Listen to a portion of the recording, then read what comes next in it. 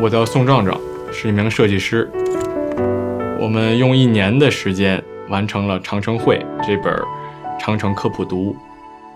是第一本用图解的方式全方位的来解释长城的这么一本书。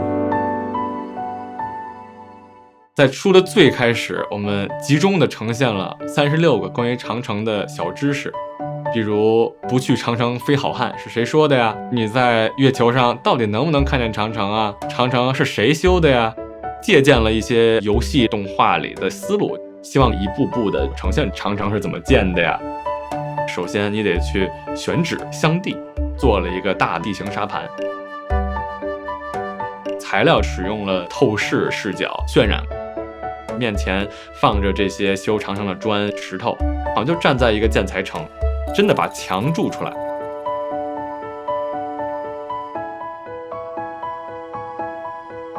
长城主要的是战争的功能，它能不能起到军事防御功能啊？参考了各种各样的资料，比如宋代的武备志，讲的主要是唐代的长城怎么使用，比如烽火怎么烧啊等等。而明代也是长城的修筑的最高峰的时期，也有类似于戚继光练兵实录啊。这个页面展现相对微观的长城的战斗是怎么发生的，上面是防御方，然后底下是攻城的一方，有很多的士兵，他们的兵器也不一样，尤其是守军的，有一些非常规兵器。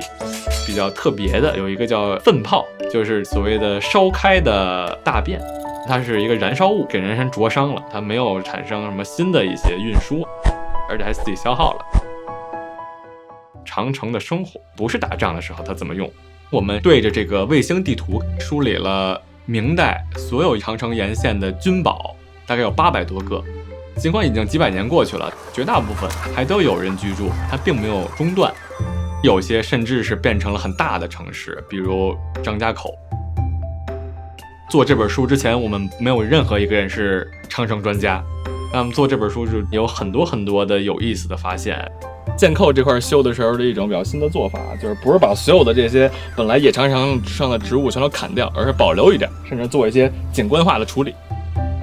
当代人怎么保护长城？早期可能更多的是这种恢复原貌型的修复，让游客去参观，而到了近期干预的越来越少，可能还是一个原始的野的状态，比如这个箭扣，包括这个锥子山啊，这些修缮。最近几年文化遗产其实是很热的这个话题，但是一说到长城，它似乎就没有那么有吸引力。做整本书的时候，其实我们一直也在思考的一个问题，就是这个长城与当代人的这个关系嘛。